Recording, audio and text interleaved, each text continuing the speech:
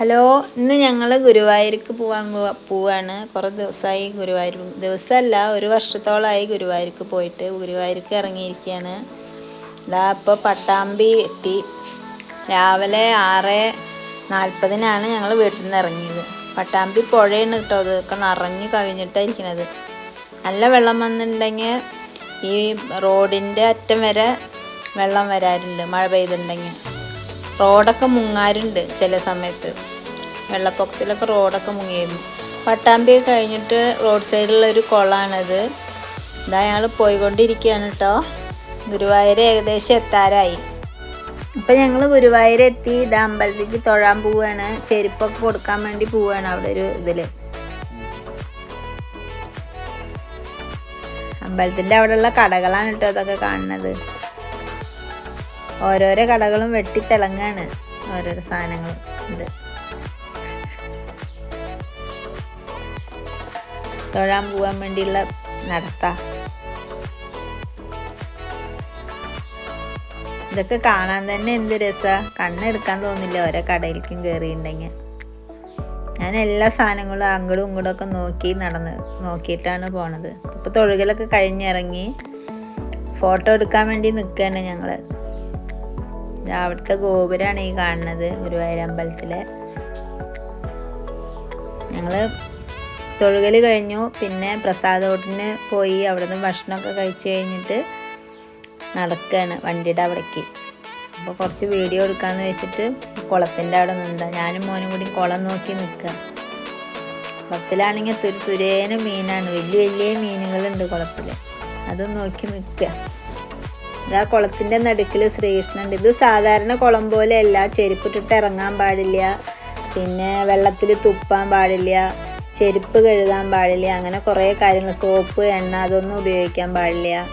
അങ്ങനെ കുറേ കാര്യങ്ങളുണ്ട് വെള്ളത്തിലേക്ക് ഇറങ്ങുമ്പോൾ. അത്രയും ശുദ്ധിയായിട്ടുള്ള വെള്ളമാണ്. ആൾക്കാർ പോയിട്ട് നാശാക്കാനൊന്നും പറ്റില്ല.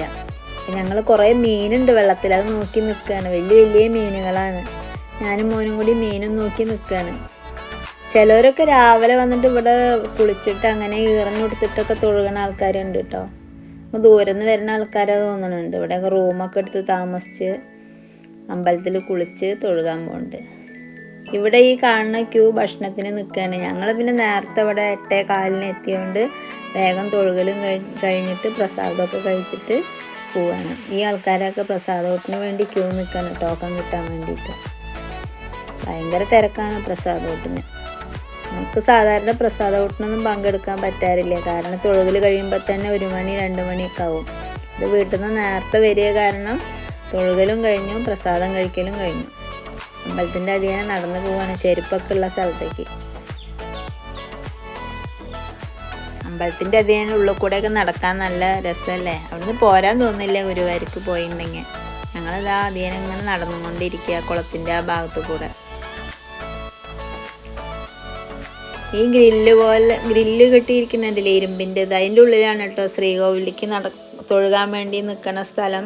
ഇതൊക്കെ എല്ലാവർക്കും അറിയണത് തന്നെയാണ്, പക്ഷെ ഞാൻ വീഡിയോയിൽ പറയണമെന്ന് മാത്രം. ഇപ്പോൾ ഇവിടെ ഉദയാസ്തമന പൂജ നടക്കുന്നുണ്ട്. അതുകൊണ്ട് കുറേ ആൾക്കാരൊന്നും ശ്രീകോവിലിൻ്റെ ഉള്ളിലേക്ക് കയറ്റുന്നില്ല. കുറേശ്ശെ ആയിട്ടാണ് പറഞ്ഞയക്കുന്നത്. അതുകൊണ്ട് ഭയങ്കര തിരക്കാണ്. അപ്പോൾ കുറച്ച് ആൾക്കാരാണ് ഗ്രില്ലിൻ്റെ ഉള്ളിലുള്ളൂ. കുറേ ആൾക്കാരെ നിർത്തിയിട്ട് കാര്യമില്ല. മെല്ലെ ഇടയ്ക്കിടയ്ക്ക് നട അടയ്ക്കുക എന്തൊക്കെ പരിപാടികളുണ്ട്. കുറച്ച് ആൾക്കാരായിട്ടാണ് അതിൻ്റെ ഉള്ളിൽ കയറ്റുന്നത്. ഞങ്ങളിങ്ങനെ നടന്നുകൊണ്ടിരിക്കുകയാണ്. ഗുരുവായൂർ അമ്പലത്തിലെ തിരക്കാണ് ഈ കാണുന്നത്. ആൾക്കാർ അങ്ങോട്ട് പോകണോ പായസ കൗണ്ടറിൻ്റെ അവിടേക്ക് ഓടണോ. ഗംഭീര തിരക്കാണ് അമ്പലത്തിൽ. ഗുരുവായൂർ അമ്പലത്തിൽ പോയാൽ പിന്നെ അവിടുന്ന് അങ്ങോട്ട് പോരാൻ തോന്നില്ല. എത്ര കണ്ടാലും മതി വരില്ല അവിടുത്തെ കാര്യങ്ങൾ. ഇത് കിഴക്കേ നടയിലത്തെ ഗോപുരമാണ്. എനിക്കിത് ഏതൊക്കെയെന്നൊന്നും പറയാൻ അറിയില്ല കേട്ടോ. ഏതാ നടാന്ന് പോലും എനിക്കറിയില്ല. എന്തൊക്കെ സാധനങ്ങൾ വാങ്ങാൻ വേണ്ടി ഇതാ ഈ കടയിൽ നിൽക്കുകയാണ്. മോനെന്തോ നോക്കണുണ്ട്. ഞാനും പിന്നെ എനിക്കിതൊക്കെ കാണാൻ ഭയങ്കര ഇഷ്ടമാണ്. അപ്പം ഞാനും അതൊക്കെ നോക്കി നിൽക്കും. 2 സൈഡിലത്തെ കടയിലത്തെയും കാര്യങ്ങൾ നോക്കിയിട്ടാണ് ഞാൻ നടക്കുന്നത്. പിന്നെ ഇവിടെ ദാ പപ്പടം വാങ്ങിക്കാൻ നിൽക്കട്ടെ. ഞാൻ ഗുരുവായൂർ വന്ന അപ്പം ഞാൻ പപ്പടം വാങ്ങിക്കാറുണ്ട്. ചെറിയ കുട്ടിയമ്മ ഞാൻ അമ്മമ്മയുടെ ഒപ്പമാണ് എന്നും ഗുരുവായൂർക്ക് വന്നിരുന്നത് എപ്പോഴും. അപ്പോൾ പപ്പടം വാങ്ങാണ്ട് ഗുരുവായൂരിൽ നിന്ന് വരാറില്ല. അവിടുത്തെ പപ്പടം പറഞ്ഞാൽ എനിക്ക് ഭയങ്കര ഇഷ്ടമാണ്. ഭയങ്കര കട്ടിയാണ്, എന്നാലും നല്ല ടേസ്റ്റാണ് കഴിക്കാൻ. നന്ദേട്ടനും മോനും എന്തോ ജ്യൂസോ സർവത്തൊക്കെ കുടിക്കാൻ തന്നിട്ട്. ഇത് കണ്ട, ഇത് മരപ്രഭു ആണ്. ഇതിന് മരപ്രഭു എന്നാണ് ഇത്ര പറയുന്നത്. ഇതിന് എന്തൊക്കെ ഐതിഹ്യങ്ങളുണ്ട്, പക്ഷെ അതൊന്നും എനിക്കറിയില്ല. അത് നോക്കി നിന്നു ഞങ്ങൾ കുറച്ച് നേരം. ഞങ്ങൾ അന്ന് വരുമ്പോൾ ഈ ഗോപുരം ഉണ്ടായിരുന്നില്ല, ഇതിപ്പോൾ പുതിയത് കെട്ടിയതാണ്. ഇതാണ് മഞ്ജുളാൽ, എല്ലാവരും കേട്ടിട്ടുണ്ടാവും. അവിടെ ഒരു ഗരുഡനും ഉണ്ട്. ഇതിനും എന്തൊക്കെ ഐതിഹ്യങ്ങളുണ്ട്, പക്ഷെ അതൊന്നും പറഞ്ഞുതരാൻ എനിക്കറിയില്ല കേട്ടോ. പണ്ടത്തെ ആൾക്കാരൊക്കെ ഉണ്ടെങ്കിൽ ചോദിച്ചാൽ അവരൊക്കെ പറഞ്ഞുതരും. എന്താ ഞങ്ങൾ തിരിച്ച് വീട്ടിലേക്ക് പോവാണ്. അപ്പോൾ എല്ലാവർക്കും ശരി, അടുത്ത വീഡിയോയിൽ കാണാം.